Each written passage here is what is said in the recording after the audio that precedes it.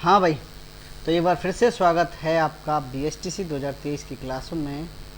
देखो, सबसे ज़रूरी सूचना ये है दोस्तों, ये लिंक दे रखी है आपको PDF में, या फिर डिस्क्रिप्शन बॉक्स में आप जाएंगे तो आपको BSTC के लिए सभी क्लासेस फ्री बिल्कुल यूट्यूब पे मिल जाएंगी। जैसे कि शिक्षण अभिरुचि हुई, ठीक है, Rajasthan history, Rajasthan geography, reasoning, तो ये सारा सिलेबस आपको BSTC के लिए कराया जा रहा है। आप एक बार यूट्यूब चैनल पर जाएं, लोहागढ़ स्टडी पॉइंट पे, उसको सब्सक्राइब करें और बेल आइकन दबाएं ताकि आपको रोजाना क्लासेस जब अपलोड होती हैं तो आपको नोटिफिकेशन मिलता जाए। ठीक है, तो ये आपका एक बार फिर से स्वागत है सुपर 10 सीरीज में, यानी कि हम 10 क्वेश्चन रोजाना करते हैं और हम उनका विश्लेषण करते हैं। चलते हम पहले क्वेश्चन की तरफ। ये हमारा कौन सा पार्ट है दोस्तों? हमारे 10 पार्ट हो चुके हैं, ये 11वां पार्ट है। और इसका पहला क्वेश्चन है दोस्तों, शानदार क्वेश्चन। एक प्रभावी शिक्षण अधिगम के लिए आवश्यक है। भाई, एक प्रभावी शिक्षण अधिगम के लिए क्या आवश्यक है बताओ? पूर्व अनुभव के आधार पर शिक्षण कार्य कराना चाहिए। बिल्कुल हो सकता है, आगे देखते हैं। भाई, हमेशा ध्यान रखें, आप जिस भी कक्षा में जा रहे हैं, आप चाहे कक्षा 3 में जा रहे हैं, चाहे 4 में जा रहे हैं, पहले बच्चों को पूर्व अनुभव से एक बार जोड़ें। अब पूर्व अनुभव का मतलब ये है कि उन्होंने जो सीखा है ना, आप उससे चालू करें। भाई, किसी बच्चे को मान लो गिनतियाँ आती हैं और आप पहाड़े पढ़ाने चाह रहे हो, तो गिनतियाँ पहले आप उन गिनतियों के माध्यम से पहाड़े सिखाओ, ना कि डायरेक्ट आप पहाड़े सिखाओ। ठीक है, ध्यान रखना है। शिक्षक का जनतंत्रात्मक व्यवहार होना चाहिए। कैसा होना चाहिए? जनतंत्रात्मक, तंत्रात्मक, ये बोल भी नहीं रहा है मेरे से।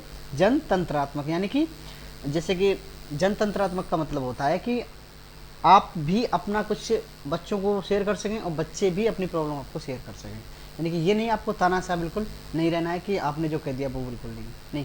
बच्चों को समस्या है, आपको वो कह सकते हैं, यानी कि आपका अंतःक्रिया अच्छी होनी चाहिए।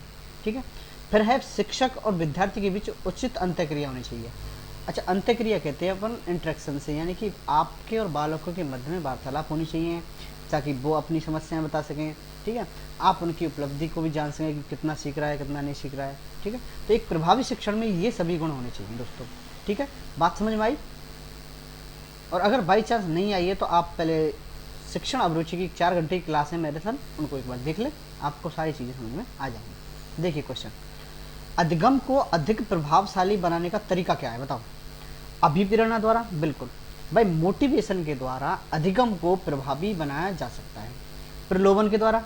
बिल्कुल सही बात है, यानी कि आपने कभी देखा है ना, हमें कोई काम करवाना होता है बच्चे से, हम कहते बेटा ले चॉकलेट ले, टॉफी ले, है ना।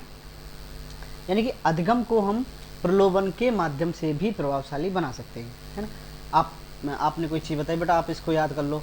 आप कभी कभी देखते हैं ना कि जैसे हमने सवाल दे दिए और पता है कि इन सवालों को जो सबसे पहले कर लेगा उसकी छुट्टी कर देंगे अपन, होता है ना।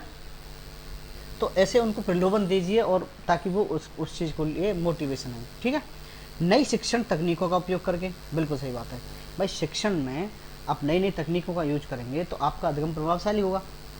ठीक है, उक्त में से कोई नहीं, ये गलत बात है। ठीक है, तो यानी कि ये है, यानी कि अधिगम को प्रभावशाली बनाने का जो तरीका है, ये कौन से हैं दोस्तों? सभी हैं। कौन से हैं? सभी। ध्यान रखना है। ठीक है, नेक्स्ट क्वेश्चन, क्वेश्चन नंबर है 3 आपका। छात्रों को चोरी करने की आदत को कैसे दूर किया जा सकता है बताओ? सजा देकर, ताड़ना देकर, उदाहरण देकर, या पुरस्कार देकर। देखिए, आपका कोई बच्चा है, आपकी क्लास का कोई बच्चा है, वो चोरी कर रहा है, तो आप उसको सजा नहीं देंगे, ना उसको डांटेंगे फटकारेंगे, ना आप उसको पुरस्कार देंगे, नाम देंगे। आप उसे उदाहरण देंगे कि बेटा देख, चोरी करेगा ना तो ये हो जाएगा, है ना। देखो, उसने चोरी करी थी, उसमें मार पड़ी है ना, या फिर चोरी करने से ये हानियाँ हैं। तो ये सारी चीज़ें आपको बतानी है, यानी कि बच्चों को उदाहरण देकर आपको बच्चों को समझाना है। ठीक है, हाँ भाई, तो अगला क्वेश्चन है दोस्तों हमारा, एक शिक्षक को व्यवसाय के प्रति जागरूक होने के लिए किन किन बातों का ध्यान रखना चाहिए दोस्तों? तो विषय वस्तु का ज्ञान होना चाहिए। बिल्कुल सही बात है। मानसिकता उच्च होनी चाहिए। भाई, आपकी जो मेंटल एबिलिटी है वो कैसी होनी चाहिए? उच्च होनी चाहिए। विनम्र होना चाहिए, धैर्यवान होना चाहिए। अगर आप एक शिक्षक हैं और व्यवसाय में आप रुचि रखा रहे हो तो इन सभी चीज़ों का आपको ज्ञान होना चाहिए। ठीक है, क्वेश्चन नंबर 5, 5वां क्वेश्चन से पहले आप दोस्तों चैनल को सब्सक्राइब कर लो, बेल आइकन दबा लो ताकि रोजाना क्लास डले आपको नोटिफिकेशन मिल जाए। तो आज का अभी ये क्वेश्चन है, मूल्यांकन का प्रकार है। देखो ये क्वेश्चन ज़्यादा मैं बताऊंगा नहीं। देखो रचनात्मक और निर्माणात्मक या योगात्मक 2 मूल्यांकन होते हैं, याद है आपको? अगर नहीं है याद आपको, एक बार डिस्क्रिप्शन में जाओ, शिक्षण अभिरुचि की 2 क्लास है, 4 घंटे की मैराथन क्लास है, बड़ी शानदार तरीका से समझाइए, वहाँ पर उनको देख लें। क्वेश्चन नंबर 6 है, संप्रेषण में से निम्न में से बाधा कौन सी नहीं है? कौन सी नहीं है बताओ? उचित वातावरण संप्रेषण के लिए बाधा है या नहीं है? बिल्कुल नहीं है। उचित वातावरण संप्रेषण के लिए फायदेमंद है, ठीक है। शोरगुल, शोरगुल उचित बाधा भी क्या है? संप्रेषण में बाधा है। शोरगुल संप्रेषण में बाधा है कि नहीं है? बिल्कुल है। गलत उच्चारण संप्रेषण में बाधा है कि नहीं है? बिल्कुल है। अच्छे प्रसारण यंत्र ये संप्रेषण में बाधा है या नहीं है?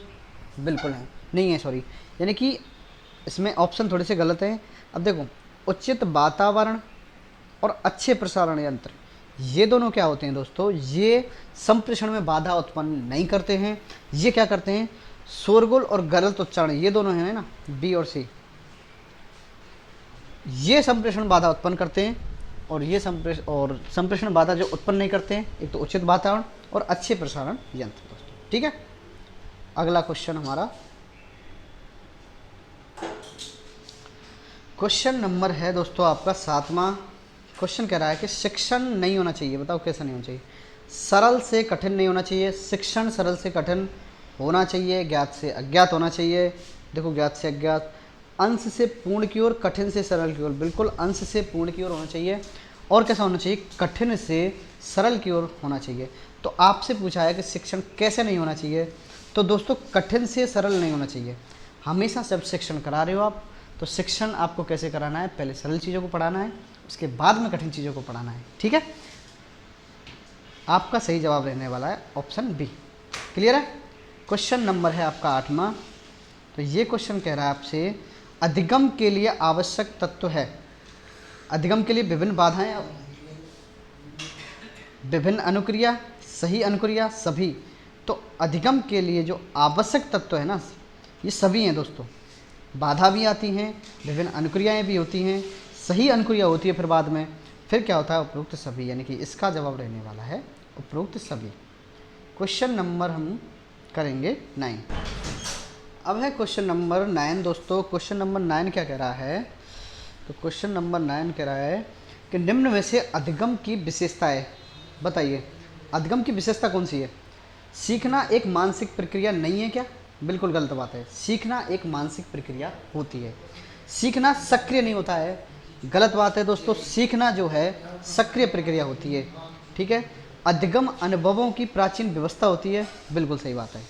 तो इसका जो है अधिगम की विशेषता क्या है? ये है सी, यानी कि अधिगम अनुभवों की प्राचीन व्यवस्था क्या होती है? हमारी अधिगम अनुभवों की प्राचीन व्यवस्था क्या होती है? अधिगम होती है, ठीक है। हम करते हैं आज का लास्ट क्वेश्चन।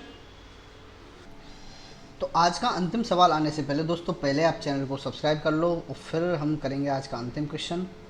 आप सब्सक्राइब को नहीं करते हो यार, कर लिया करो, क्या जा रहा है आपका, है ना। हमारा आज का अंतिम सवाल देखते हैं। यदि आप एक शिक्षक समूह के नेता हैं, शिक्षक समूह के नेता हैं, ठीक है, तो आपका दायित्व है कि समूह का अच्छा निर्देशन नहीं करेंगे क्या? गलत बात है। अगर आप एक शिक्षक समूह के नेता हो तो आपका फर्ज बनता है कि आप उस समूह को निर्देशन करें। आप तानाशाह दिखाएंगे? नहीं, गलत बात है। आपको तानाशाही नहीं दिखानी है, चाहे आप शिक्षक समूह के नेता हों, चाहे आप किसी राजनीतिक पार्टी के नेता हों, क्या आप क्लास के मॉनिटर हों, तो आपको तानाशाही नहीं दिखाना है। समूह के सदस्यों को परेशान करेंगे? नहीं करेंगे। समूह को एक अच्छा मार्गदर्शन करेंगे, ये बिल्कुल सही जवाब है आपका। तो इसका जवाब रहने वाला है दोस्तों डी। अब मुझे ये कमेंट करके बताओ कि ये जो सीरीज़ है दोस्तों आपको पसंद आ रही है या फिर नहीं आ रही है। जो मैं समझा रहा हूँ क्वेश्चन वो समझ में आ रहे हैं कि नहीं आ रहे। और हम अभी आज की क्लास यहीं पे विराम देंगे। और सब तो इसको सब शेयर कर लिया करो और सब्सक्राइब कर लिया करो दोस्तों, ठीक है। ये इम्पोर्टेंट है आपके लिए। और बेल आइकन दबाया करो ताकि नोटिफिकेशन मिलता रहे, ठीक है। मिलते हैं नेक्स्ट वीडियो में।